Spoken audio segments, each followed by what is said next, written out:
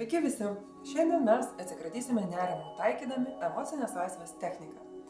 Ta technika yra tokia paprasta, kad ją taikyti gali kiekvienas ir kiekviena ir net nepriklausomai nuo amžiaus. Amžiaus cenzo čia nėra. Tiesiog yra labai paprasta schema. Apie emocinės laisvės techniką aš daugiau pasakojau ankstesnėme video, kai mes atsikratėme baimės būti vienai arba vienam. Tai aš daug šiandien nesiplėsiu apie tą emocinės laisvės techniką, tiesiog iš karto prieisiu prie reikalo.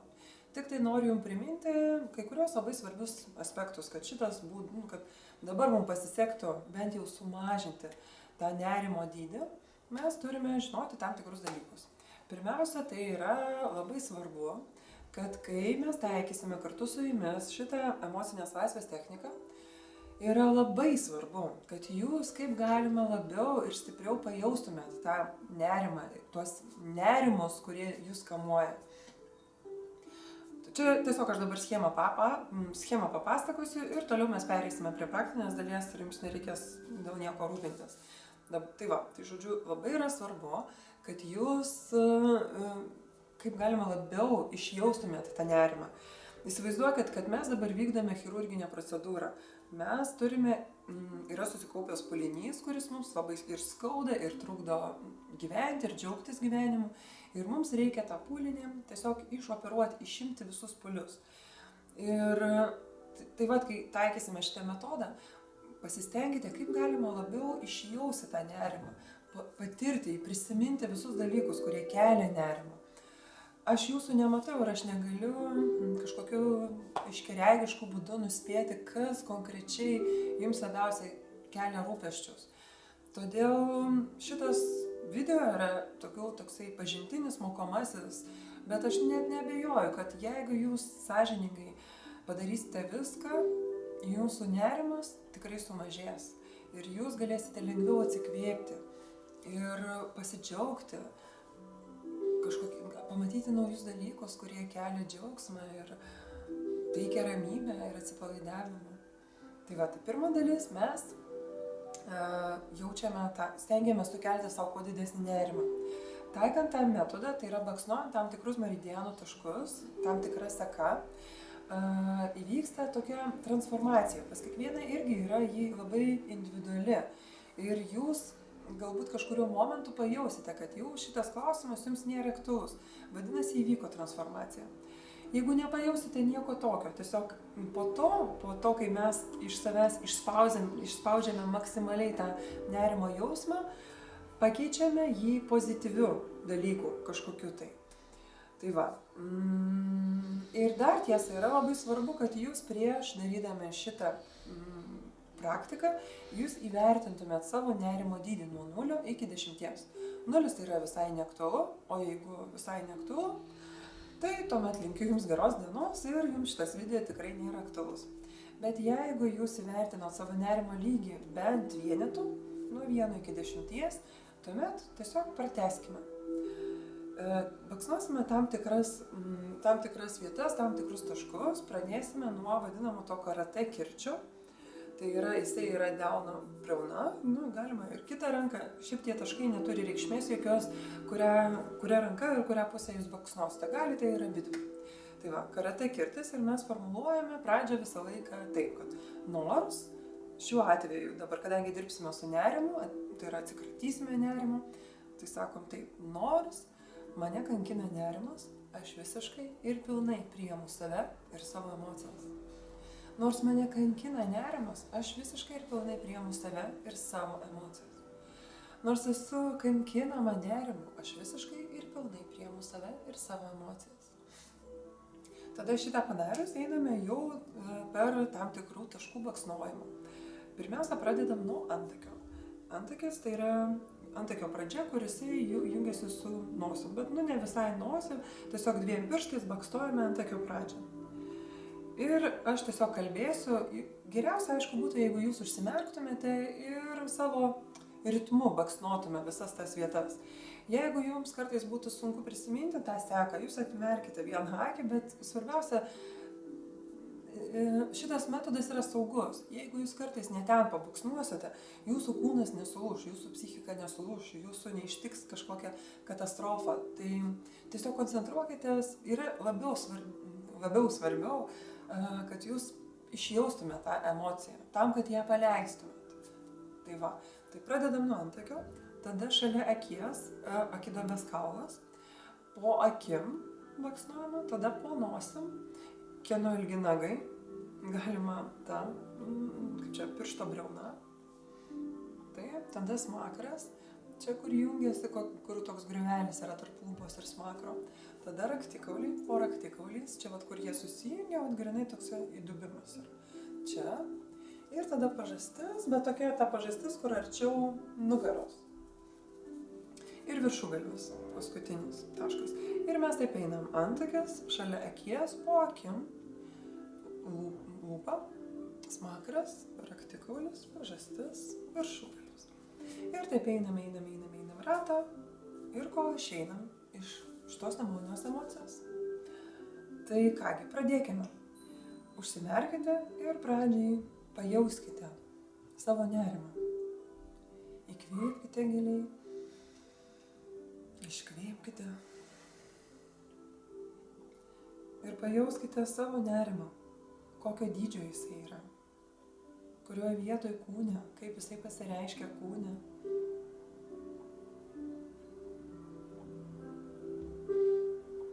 Įvertinkite nuo 0 iki 10.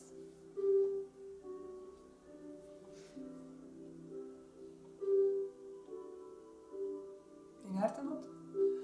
Tada pradėkime. Nors mane kankina nerimas, aš visiškai ir pilnai priimu save ir savo emocijas. Nors mane kankina nerimas, aš visiškai ir pilnai priimu save ir savo emocijas.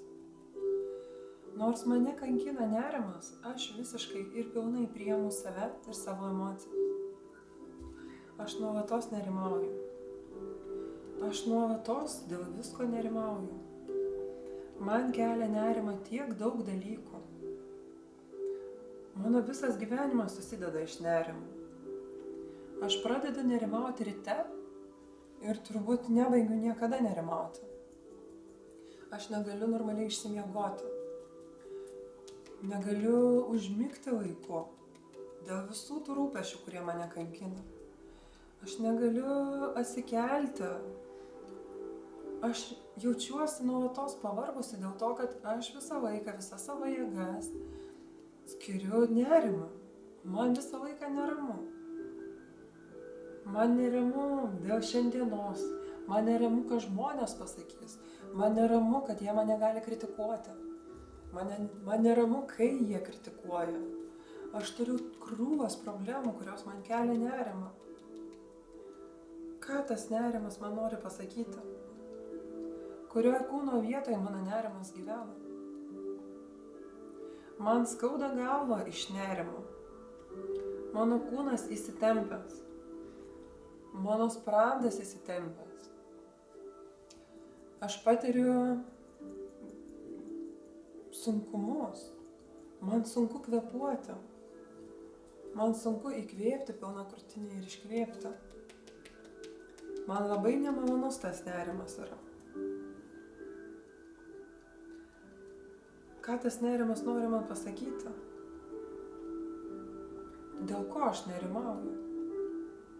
Aš nerimauju dėl toks jausmas, kad aš nerimauju dėl visko. Aš nerimauju dėl darbo. Aš nerimauju dėl finansų. Ar man užteks pinigų sumokėjus mokesčius ir ar apskritai man mokesčius užteks pinigų mokesčiams sumokėti. Aš nerimauju dėl savo vaikų. Aš nerimauju dėl savo vyro. Aš nerimauju, jeigu neturiu vyro.